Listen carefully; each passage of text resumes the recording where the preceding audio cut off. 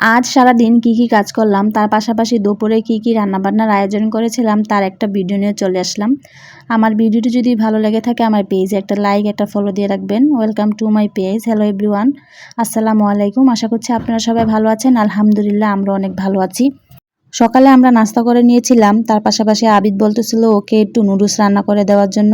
তারপর আমি শর্টকাটে একদম নুডলসটা রান্না করে দিয়েছিলাম। তারপর তো আবিদ অনেক মজা করে সকালে খেয়ে নিয়েছিল। তারপর আমি এখানে কিছু কাজ করছিলাম। আমাদের একটা ব্যাগ ছিল, ব্যাগটা অনেক ময়লা হয়েছিল, সেটাকে আমি সাবান পানি দিয়ে ভালোভাবে ভিজিয়ে রেখেছি ধোয়ার জন্য। তার পাশাপাশি কিছু এখানে জামা কাপড় ভিজানো হয়েছিল। তাসপিলি আজ সাবানের পানি দিয়ে জামা কাপড়গুলো ভিজিয়ে রেখেছিল। ওর স্কুলের ড্রেস, ওর কিছু জামা কাপড় সাবানের পানি দিয়ে ভিজিয়ে বালতিতে রেখে দিয়েছিল ধোয়ার জন্য।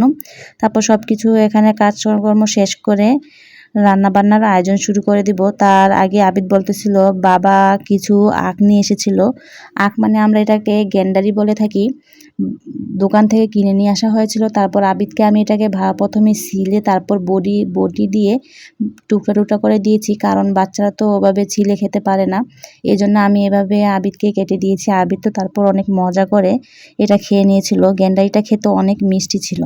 এর পাশাপাশি আমরাও খেয়েছিলাম। গ্যান্ডারিটা কিন্তু আসলে অনেক মিষ্টি ছিল, আমার কাছেও অনেক ভালো লেগেছে খেয়ে। তারপর এখানে দুপুরে রান্নার আয়োজন শুরু করে দিলাম। আজ দুপুরের জন্য রান্না করব কচুটা বেটে তেলে দেব। তার জন্য প্রথমে কিন্তু কচুটা ভালোভাবে সিদ্ধ করে নিয়েছিলাম। সিদ্ধ করা হয়ে গেলে তারপর আমি পুটাতে ভালোভাবে এটাকে বেটে নিয়েছি।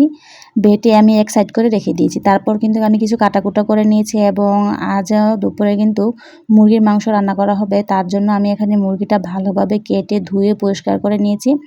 পানিটাও ঝরে নিয়েছি। এখন আমি এর উপরে হলুদের গুঁড়ো, মরিচের গুঁড়ো, লবণ দিয়ে ভালোভাবে এটাকে মেখে এক সাইড করে রেখে দেব।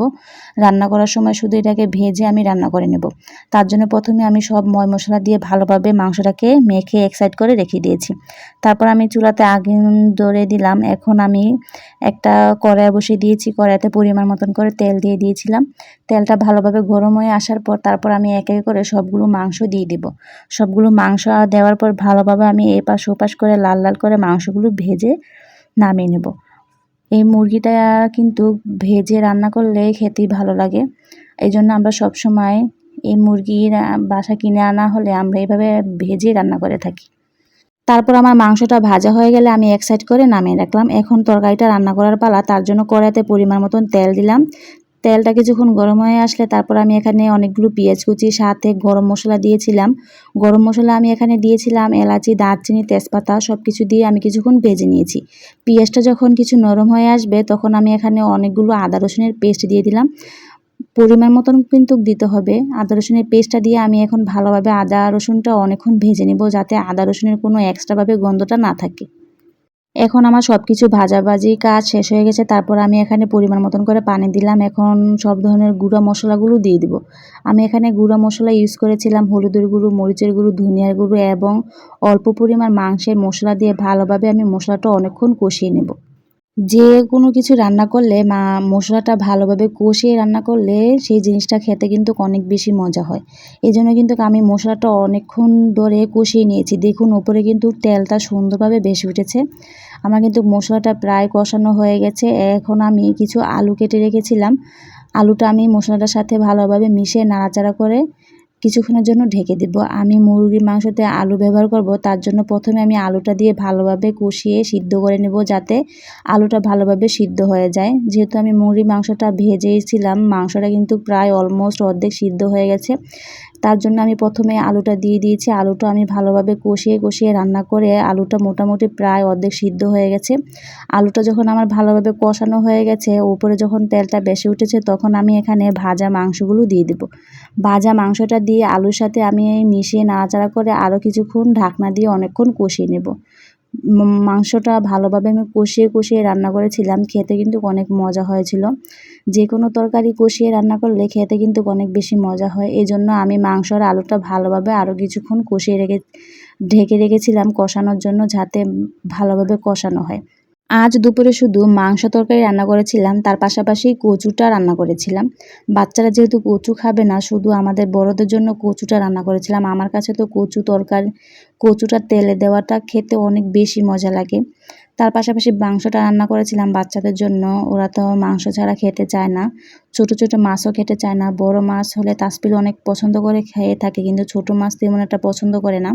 এই জন্য আজ শুধু মাংস তরকারিটাই রান্না করে দিয়েছিলাম। বাচ্চারা তো অনেক মজা করে দুপুরে খাবারটা খেয়ে নিয়েছিল। তারপর দেখতে দেখতে কিন্তু আমার মাংস আর আলুটা ভালোভাবে কষানো হয়ে গেছে। দেখুন কষানোর পর কালারটা দেখতে কত সুন্দর দেখাচ্ছে। এখন আমার সব কিছু ভালোভাবে কষানো হয়ে গেছে। তারপর আমি এখানে পরিমাণ মতন করে ঝোলটা দিয়ে দিলাম।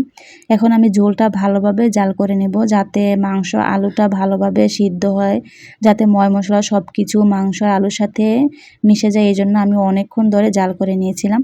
দেখুন তরকারির কালারটা দেখতে কত সুন্দর দেখাচ্ছে। জাল করার পর বলক আসার পর কিন্তু কালারটা অনেক সুন্দর হয়েছিল।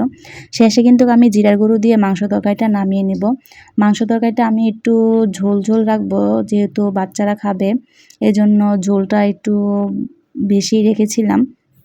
আমি কিন্তু মাংস তরকারিতে তেমন ঝাল ব্যবহার করিনি, বাচ্চারা খাবে তো এজন্য ঝালটা বেশি ব্যবহার করে থাকি না, অল্প ব্যবহার করি যাতে বাচ্চারা খেতে পারে, কারণ বাচ্চারা তো ঝাল খেতে পারে না, এই জন্য আমি ঝালটা বেশি ব্যবহার করে থাকি না। দেখুন মাংস তরকারিটা কিন্তু আমার রান্না করা শেষ হয়ে গেছে। শেষে আমি জিরার গুঁড়ো দিয়ে মাংস তরকারিটা নামিয়েছিলাম। মাংস তরকারির কালারটা দেখতে কত সুন্দর দেখাচ্ছে, খেতেও কিন্তু অনেক মজা হয়েছিল। তাসপিল আবির তো খেয়ে বলেছিল অনেক মজা হয়েছে খেতে।